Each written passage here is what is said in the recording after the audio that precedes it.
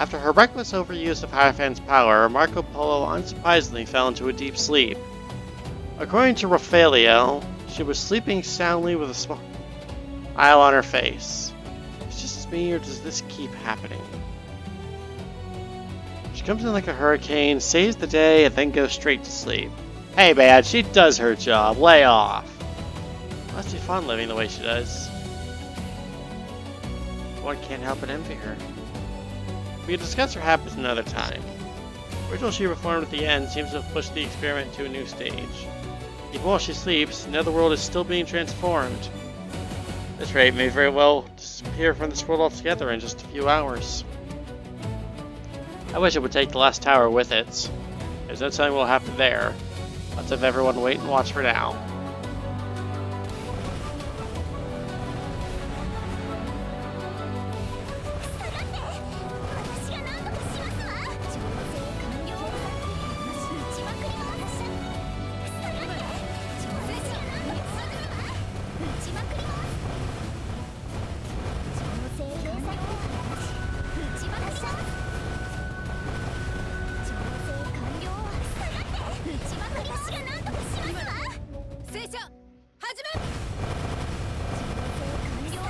That thing just got nuked.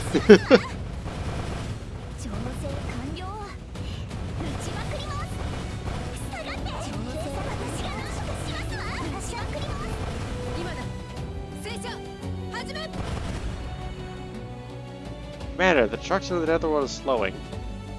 Seems the area around the tower is resisting it the most. Some areas have stopped changing entirely. Never be easy for you, can it? All units prepare for battle.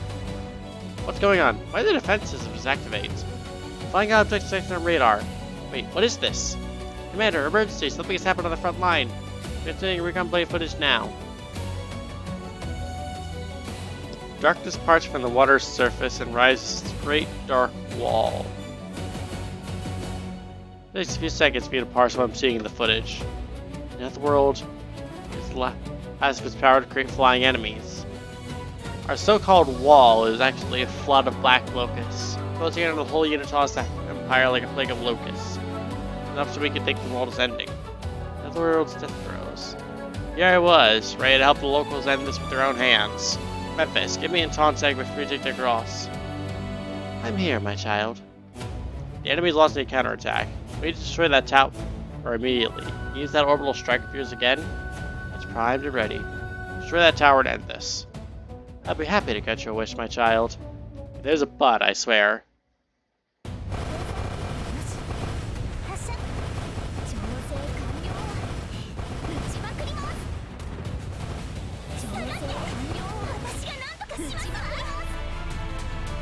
Divine light rains down from above, wiping the final tower off the face of this planet. However, as soon as shadows start disappearing, they're becoming more frenzied. I don't like this one bit.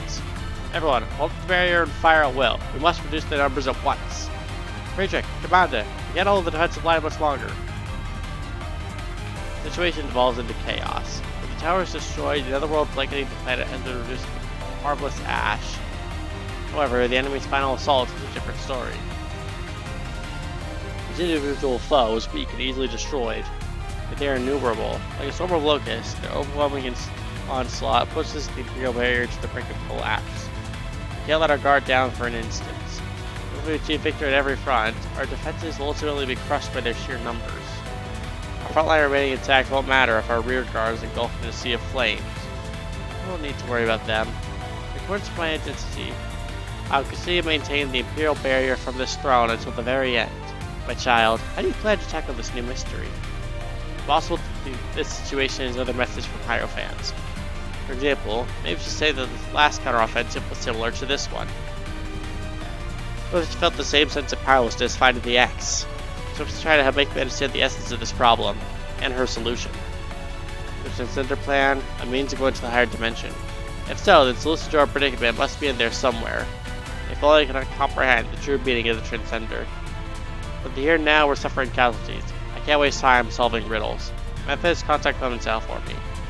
Commander? Clemenceau, I want you to construct the ritual using the Black Sun.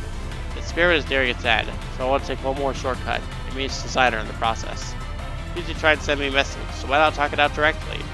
As for the concept of pontifex necessary for the ritual, let's have Marco Polo shine one last time. Isn't she passed out, though?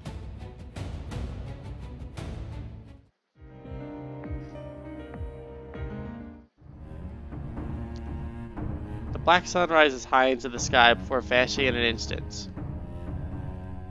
I stand alone in endless white. Hierophant stands motionless like a statue. The figure is ethereal, like a bubble that can burst with the slightest of touches. We meet again, Hierophant. There's no response, no light in her eyes. I thought your situation would improve as the experiment progressed. But now you look even more fragile than before. There's no response, no light in her eyes. Right, let me ask a clear question. I want to know more about the transboundary experiments. I seek answers for the phantom before me.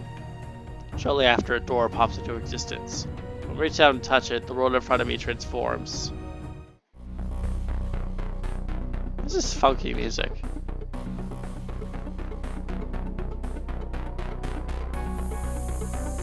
In a spacious laboratory, a single familiar figure writes something down on a whiteboard. If one wished to direct the Pontifex's communicative abilities towards the X, how would they go about it? First, they must be on the same dimension. That is the foundation of communication. Information on a different level becomes meaningless. There are two methods to satisfy this experiment. Either we go to the X's dimension, or bring them down to ours. Unfortunately, the second is unfeasible. All X on the same dimension as us are merely derivative beings without rational minds. Communicating with them is thus an exercise in futility and meaningless at that. We're left with one option: transcend from our own dimension. Theoretically, this is a simple process. A substance can be replicated at a higher dimension by creating projections of it at every instant in time. For a large enough sample size, we reach the X no matter what dimension they reside in. Unfortunately, it's only been done with girls. It's only been verified by the girls themselves after the Magister plan is executed. By going beyond test site alpha through the use of infinite test sites, infinite test sites provides more than just infinite possibilities. Next, we must identify information that can be used for communication. Sight, smell, hearing, touch. The essence of communication lies in the effective exchange of information between two parties in the same dimension. Based on current research, I have doubts regarding whether the X can be considered a distinct higher dimensional entity. They're more of a rule, perhaps a phenomenon generated by a certain rule. This phenomenon is accompanied by a wealth of information.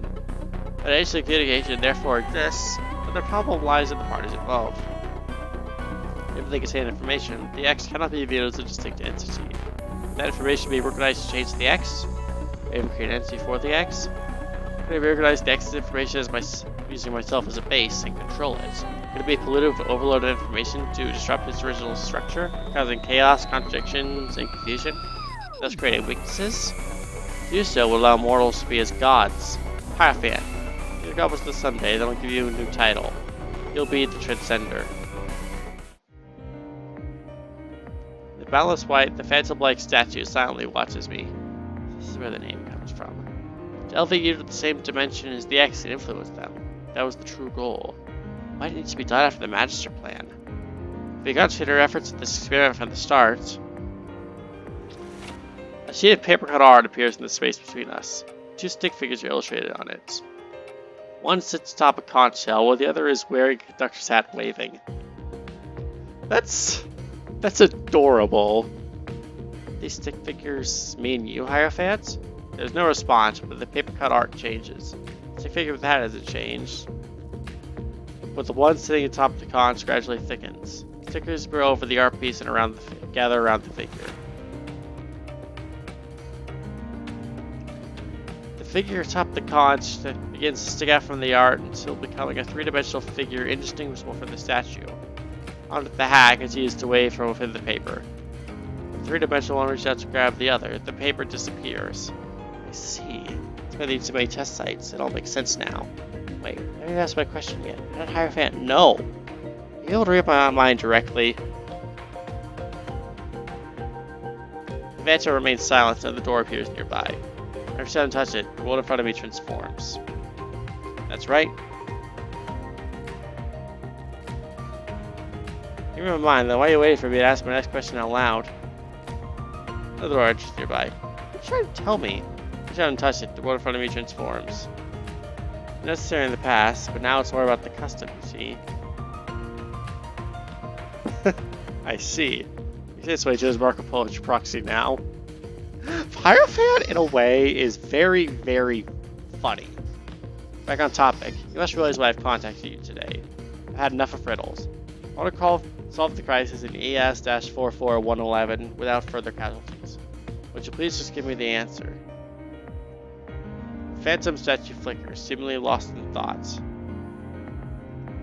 The door appears nearby. Sure hope this one will answer me. Okay, no problem, I'll tell you. However, every shortcut comes at a price. Price? Price.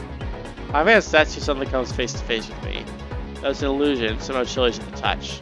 There's a feeling of weightlessness as my vision is drawn sharply upward. Ripped out the white expanse, find myself in the sky above the Holy Utah's Empire, overlooking the battlefield.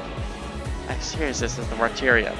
As the gaze of the flake locust blanketed the landscape, Hierophant follows suit. I haven't seen such a live look on your face. It's the perfect future. Transbound to the experiment number 1, Transcender. Stage 1, concept filtration barrier, success. Stage 2, energy reservoir, success. Stage 3, conceptual staircase, in process.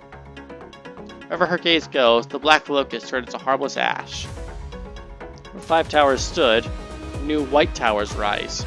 Stage 3, conceptual staircase, success. Beginning ascent. Hierophant and the 5 white towers disappear. I suddenly begin to plummet. My vision rapidly shrinks. Talk about a shortcut. The danger is all but past. It's odd. I'm suddenly sleepy.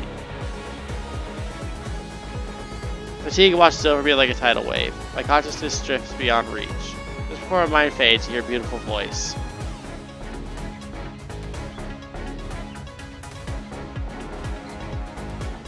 Good night. Good luck, Hierophants.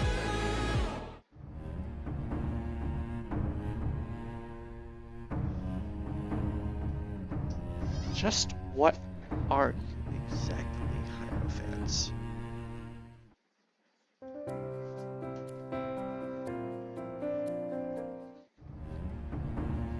I don't remember much of what happened after I said goodbye to Hierophants.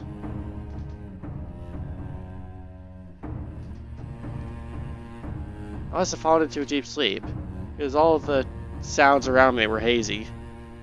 Commander, this... with the compiling field. Don't worry, merely... Memphis Talda seems concerned for my safety, but Clemenceau manages to soothe them. Before long, it seems I've been taken to Brandenburg Palace. I must be leaving. I look forward to your growth. President Gross says something to me. Quenching rituals send you back. A precious world. Important duty. Tribunal. Remain for a time. To restore order. Take Marco Polo with you. Stabilizing channel. Rebuilding link. Clemenceau seems to be saying something too. After that I hear Prince Eugen and Z2's voices. Is this blinding thing meant to be here, just making it hard to read? Seems I'm back in the Tribunal's hand. After that, the world is engulfed in a dazzling light. The journey is finally over. I can rest for once. Before the Hagibal Alliance formed. Before the Hagibal it grew. After one storm subsides, another brews in the distance. Seize your chance and the calm between storms. Build a mighty vessel and sail toward the horizon of hope. The end.